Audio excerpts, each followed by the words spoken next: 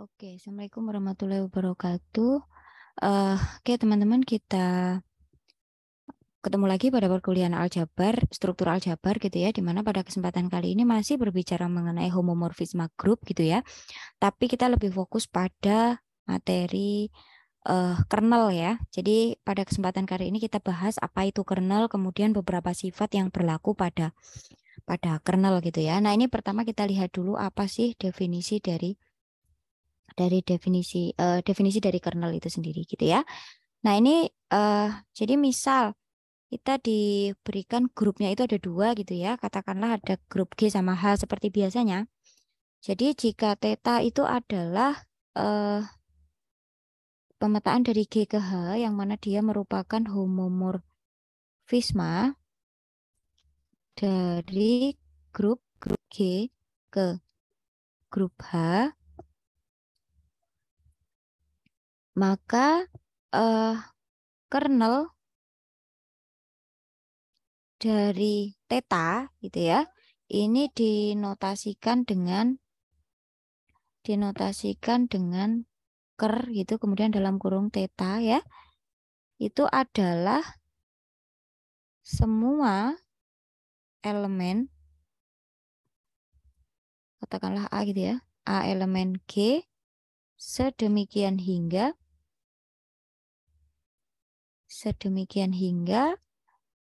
theta A itu sama dengan elemen identitasnya di H ya.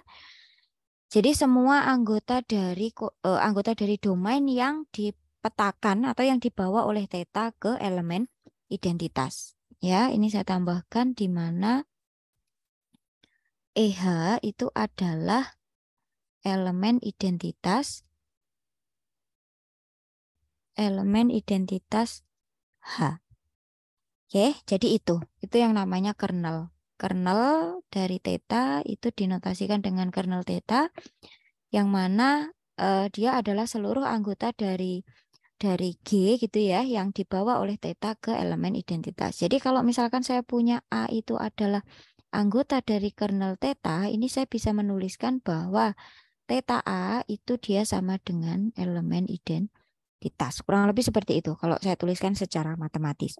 Nah, di sini coba saya kasih ilustrasinya gitu ya. Bagaimana sih kernel itu gitu ya. Misalkan di sini G, kemudian di sini ini misalkan H gitu ya.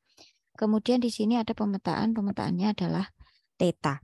Nah, kernel itu di mana posisinya? Ini saya kasih tanda merah gitu ya. Nah, misalkan di sini ini adalah kernel theta. Kernel theta itu adalah anggota dari para G yang dipetakan ke anggota H. Siapa anggota H-nya di sini? Dia adalah elemen identitas. Jadi kurang lebih seperti itu gambarannya untuk kernel ya. Oke, selanjutnya kita lihat bagaimana saja sifat-sifat yang berlaku untuk kernel gitu ya. Nah, ini kita lihat teorema yang pertama. Jadi di sini misal diberikan dua grup gitu ya. Misal grupnya itu adalah G yang dilengkapi dengan operasi star dan diberikan H yang dilengkapi dengan operasi pagar gitu ya, di mana dia ini adalah grup. Nah, jika theta itu adalah pemetaan dari G ke H dan dia itu berupa homomorfisme, kurang satu,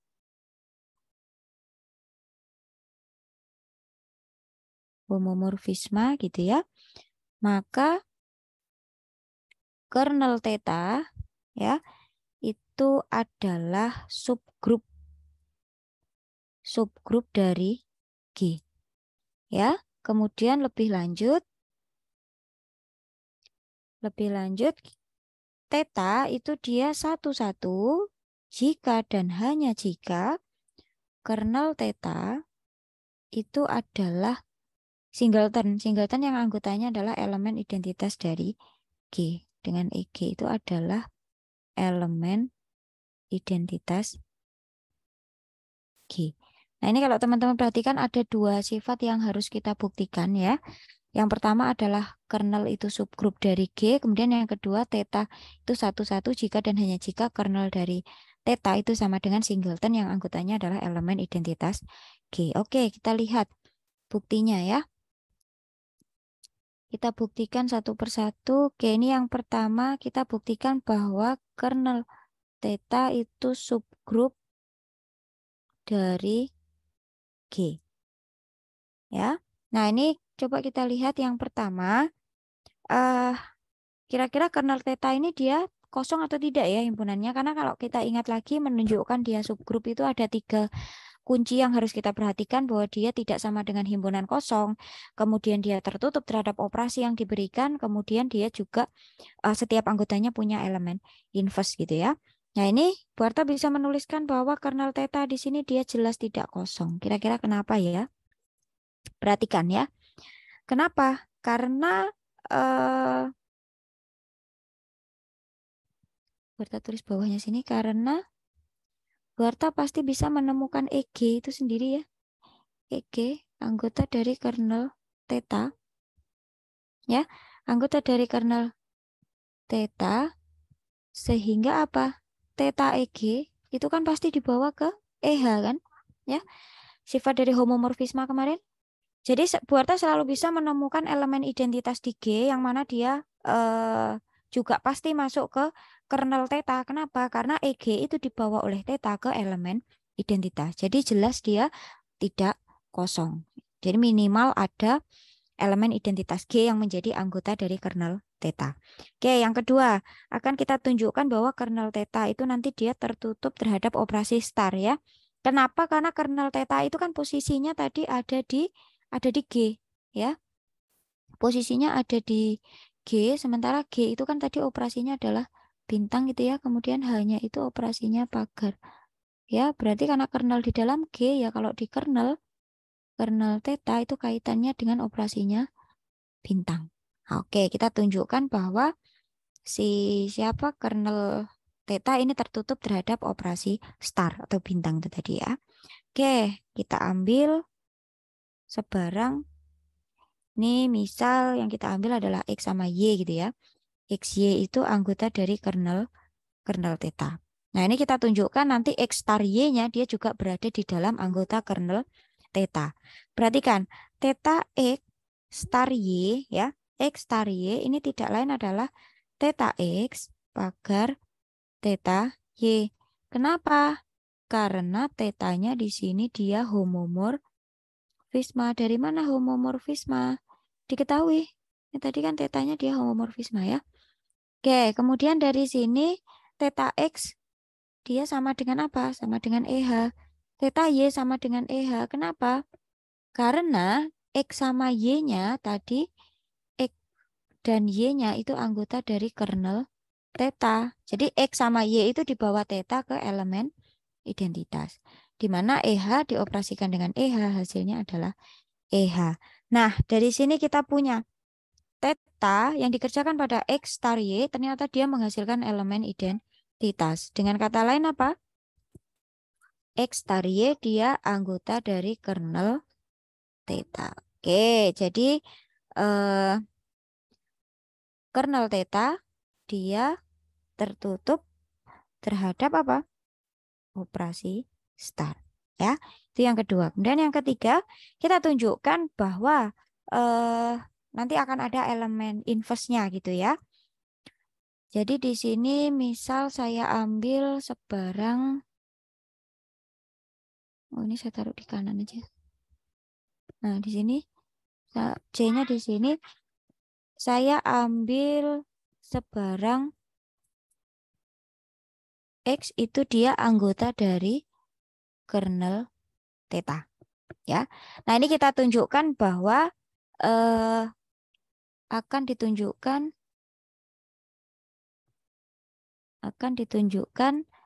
X inverse dia anggota dari kernel theta. Jadi ada X inverse-nya nanti di sana.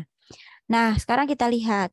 Karena X tadi kan elemen dari kernel theta ya. Maka apa? Maka kita punya theta X itu kan sama dengan elemen identitas. Ya kan? Nah, diperhatikan kita punya theta dari X kalau di operasikan dengan X inverse. Itu hasilnya apa sih? Nah, ini kan yang di dalam ini X star X inverse dia sama dengan theta EG gitu ya. Nah, ini kok muncul ada X inverse? X-nya tadi kan anggota dari kernel theta. Karena X anggota dari kernel theta kan pasti X-nya itu anggota dari G kan. Sementara G-nya itu grup. Kalau G-nya grup, X itu anggota G sudah pasti akan ada X inverse yang berada di dalam G. Nah, di sini kita tunjukkan kalau X inverse-nya itu tadi dia berada di dalam kernel itu gitu ya. Nah, theta EG ini dia sama dengan EH. Jadi diperoleh, coba teman-teman perhatikan. Di sini kita gabungkan dua itu ya. Kita punya, berarti kan EH itu tidak lain adalah theta X yang dioperasikan dengan X inverse gitu ya. Nah, ini karena tetanya kan homomorfisme. Ya, karena tetanya homomorfisme berarti kita punya theta X di sini pagar theta X inverse gitu kan ya. Nah, tadi kita punya theta X itu sama dengan elemen identitas. Berarti di sini kita punya ini EH. EH di sini sama dengan ini EH juga. EH dioperasikan dengan theta X inverse. Artinya apa sih ini? Kita punya berarti theta X inverse itu dia sama dengan EH. Dengan kata lain apa? Berarti kalau seperti ini X inverse itu dia anggota dari kernel theta. Oke. Berarti apa? Jadi dari A, B, dan C itu disimpulkan apa?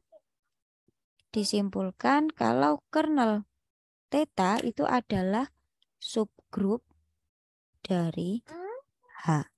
Oke. Nah, itu yang pertama. Tapi jangan lupa kita ada yang kedua yang harus kita buktikan ya. Apa itu? Nah, ini Borta tulis di sini.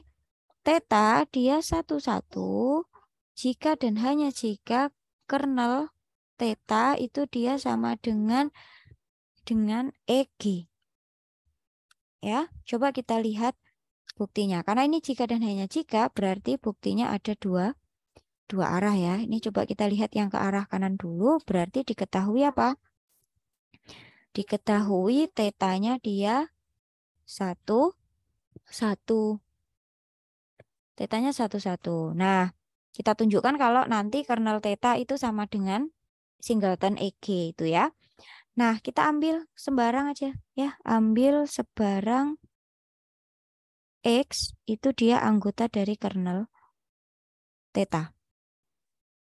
Maka kita bisa menuliskan bahwa theta X itu sama dengan EH.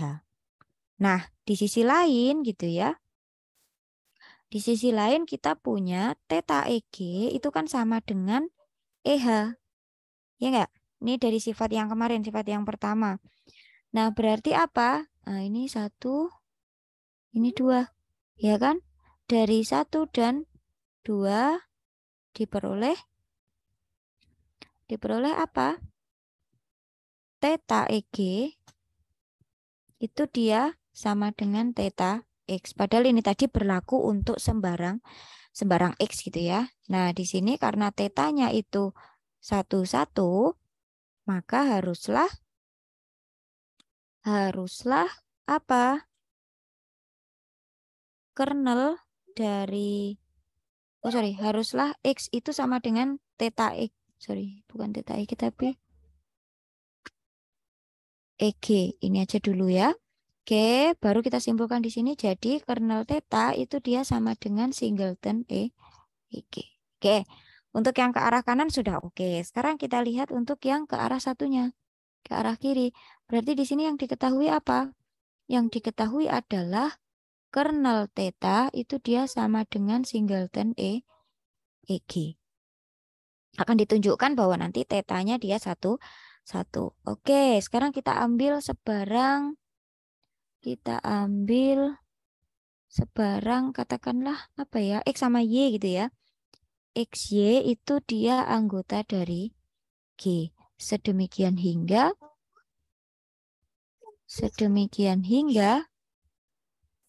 theta X itu dia sama dengan theta Theta Y. Karena kita mau menunjukkan tetanya satu-satu, maka kita harus menunjukkan bahwa X-nya nanti dia sama dengan Y gitu ya.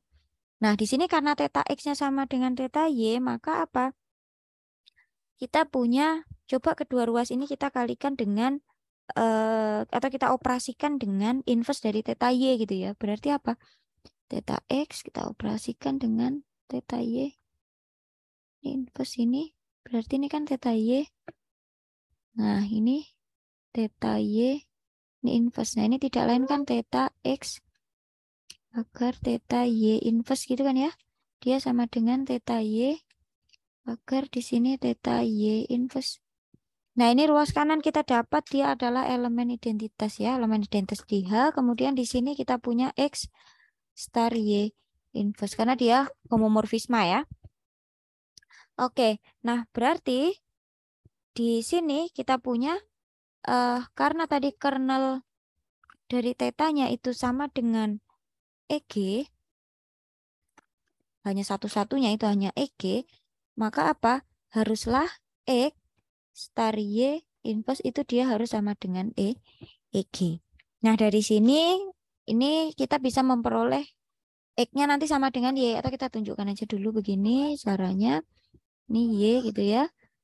Ini EG dioperasikan dengan Y.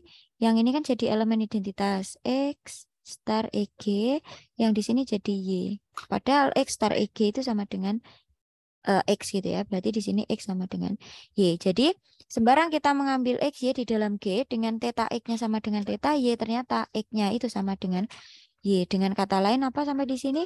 Kata lain theta itu dia satu. Oke, jadi sampai di sini dia terbukti untuk teorema yang pertama tadi. Oke, sekarang kita lihat untuk sifat yang berikutnya ya. Sifat yang berikutnya ini saya tuliskan pada teorema juga yang berikutnya. Nah, jadi di sini jika diberikan dua buah grup ya, masih sama kayak tadi, grupnya misalkan G dengan operasi star dan H ini dilengkapi dengan operasi pagar gitu ya. Ini dia keduanya grup, kemudian theta itu dari G ke H dia homomorfisme. Nah, di sini dia homomorfisme. Maka apa? Maka kernel dari theta ya, kernel theta ini dia merupakan subgrup normal. Dia merupakan subgrup normal dari G. Ya, masih ingat seperti apa subgrup normal? Nah, ini coba kita lihat buktinya seperti apa. Kita ambil sebarang, katakanlah G gitu ya. G itu anggota G besar. Kemudian X itu misalkan dia kernel dari theta. Ya, akan ditunjukkan. Nah, ini sifat dari subgrup normal gitu ya. Akan ditunjukkan bahwa nanti G star X star G inverse itu nanti dia harus berada di dalam kernel dari T. Kalau kita bisa menunjukkan G star X star G inverse itu anggota dari kernel theta, dengan kata lain kita sudah menunjukkan bahwa kernel theta itu merupakan subgrup normal dari G. Oke, sekarang kita proses ya. Diperhatikan bahwa theta G star X star G inverse itu tidak lain adalah theta G pagar theta X pagar theta G inverse. Bisa seperti ini karena tadi tetanya homomorfisme ya. Jadi bisa kita pecah seperti ini.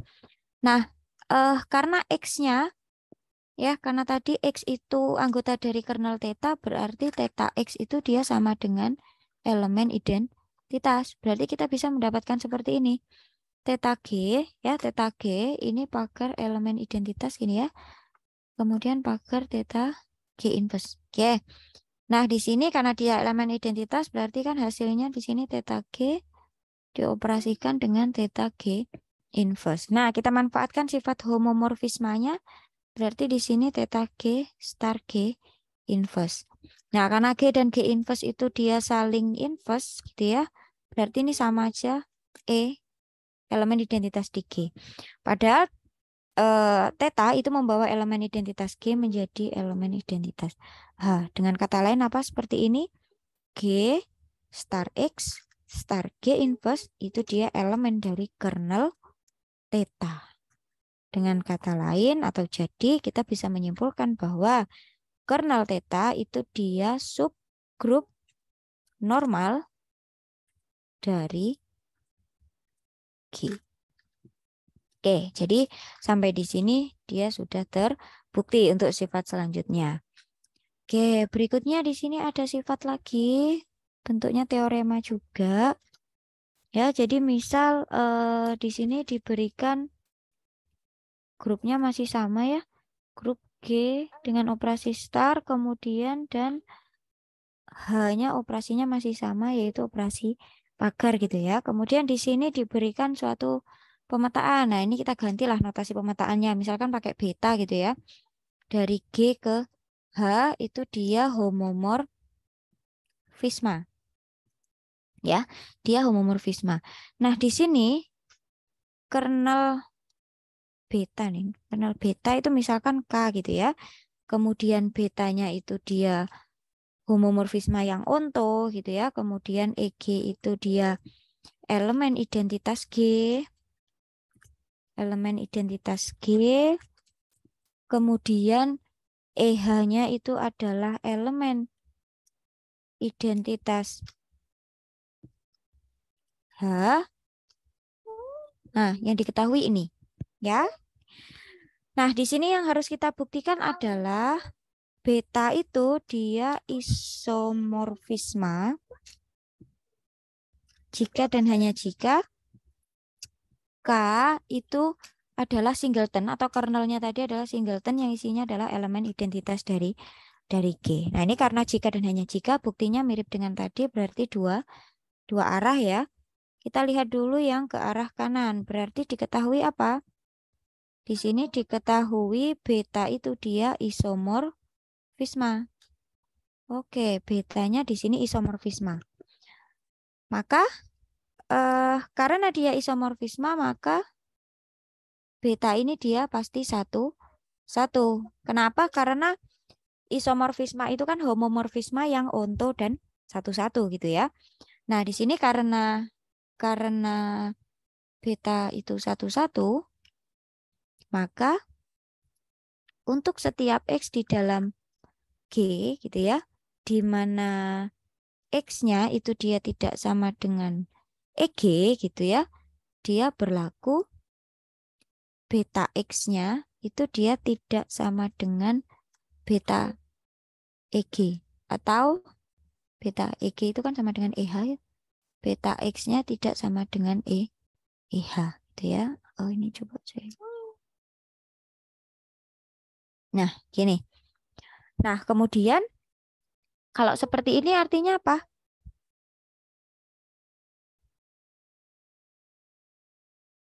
Jadi anggota dari G itu yang bersesuaian dengan EH ya, yang bersesuaian dengan EH atau elemen identitas itu dia hanya EG saja karena kalau sembarang kita mengambil X yang tidak sama dengan EG ternyata dia tidak bisa bersesuaian dengan EH. Nah, dengan kata lain kita bisa menuliskan dengan kata lain elemen dari G gitu ya. Elemen G yang bersesuaian atau berkorespondensi atau berkawan itu sama saja ya. Bersesuaian dengan EH di dalam H itu hanya EG saja. Jadi apa? K atau kernel dari beta itu hanya EG. Oke. Itu untuk yang ke arah kanan. Sekarang kita lihat untuk yang ke arah kiri. Berarti yang diketahui apa di sini? Diketahui K itu atau kernel beta tadi itu singleton yang isinya adalah elemen identitas dari G. Akan kita tunjukkan bahwa nanti betanya itu dia isomorfisme ya. Nah, Karena tadi kan betanya itu dia homomorfisme sudah tahu. Betanya sudah homomorfisme, kemudian betanya itu onto. Jadi cukup tunjukkan apa? Karena isomorfisme itu kan homomorfisme yang onto dan satu-satu. Jadi cukup ditunjukkan beta itu dia satu. Nah, tugas kita cuma itu berarti. Oke, sekarang coba kita ambil gitu ya, sebarang katakanlah A sama B gitu ya. A sama B itu anggota dari G sedemikian hingga apa? Beta A itu dia sama dengan beta B. Nah, tadi karena betanya itu dia homomorfisme gitu ya. Jadi nanti bisa berlaku sifat dari homomorfisme tadi. Tapi sebelumnya coba kita lihat dulu ini. Coba kita operasikan dengan eh, beta B inverse gitu ya. Jadi di sini beta A, ini beta B, ini inverse, ini dia sama dengan beta B. Di sini beta B, ini inverse. Nah, ini kan bisa kita buat menjadi beta A, kemudian beta B inverse-nya masuk gitu ya. Ini beta B, di sini beta B inverse. Nah, ini yang ruas kanan kan menghasilkan elemen identitas ya. Nah, di sini elemen identitas, kemudian yang sebelah kiri. Nah, ini karena betanya tadi dia homomorfisme. Karena betanya homomorfisme, yang seruas kiri ini bisa menjadi A star B inverse. Dia sama dengan EH. Ya. Nah, padahal diketahui eh, K atau kernel beta tadi kan hanya singleton elemen identitas G gitu ya. Maka haruslah apa? Haruslah A star B inverse dia harus sama dengan EG. Nah, ini kurang lebih sama dengan yang tadi. Ini kita operasikan dengan B gitu ya. Berarti di sini B inverse, di sini B ini sama dengan EG. Di sini star B, yang ini jadi elemen identitas kan? Berarti di sini A star EG. Ruas kanan jadi B. Di sini A dioperasikan dengan elemen identitas ya A, di sini B. Oke. Berarti ketika kita mengambil sembarang AB di dalam G, di mana beta A-nya itu sama dengan beta B, terbukti bahwa A sama dengan B. Dengan kata lain apa ini? Dengan kata lain, theta dia satu. Jadi sudah terbukti karena theta satu, tetanya onto, tetanya dia homomorfisme, berarti apa? Oh kok theta beta ya, sorry. Jadi betanya dia merupakan isomorfisme. Oke, jadi kurang lebih seperti itu teman-teman mengenai kernel dan juga beberapa sifat yang berlaku di dalamnya. Saya rasa cukup. Terima kasih atas perhatiannya. Saya akhiri sekian. Wassalamualaikum warahmatullahi wabarakatuh.